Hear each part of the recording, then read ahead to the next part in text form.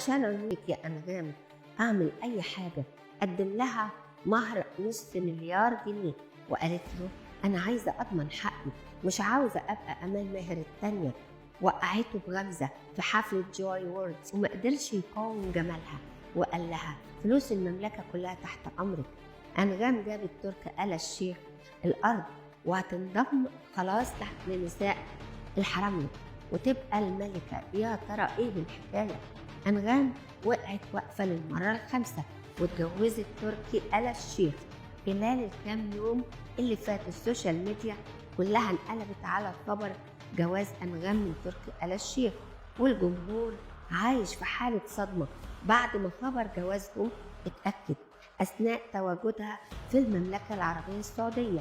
طلعت إشاعات على أنغام إنها اتجوزت مسؤول سعودي بارز في حفل صغير اقتصر على المقربين منهم بس، والخبر ده بقى الترند الأول والكل بيتكلم عنه، خصوصا بعد ما اتقال إنه قدم لها مهر $15,000,000، يعني حوالي $500,000,000. ومش كده وبس، ده غير القصر اللي بيتبني لها على أحدث طراز والشبكة اللي لا تقدر بثمن.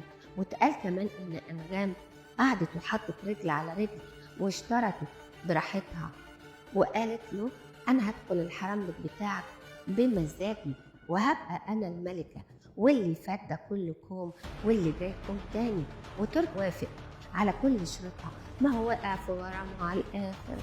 حكايتهم ابتدت من كام شهر في حفلة توزيع جوائز جوي ووردز في السعودية لما طلعت وفضلت تغازله على المسرح وتجر شكله وقالت له انت مش عاوز تسلمني الجايزة بنفسك ولا ايه؟ وبعدها عمل لها حفلة وكرمها على انها صوت مصر.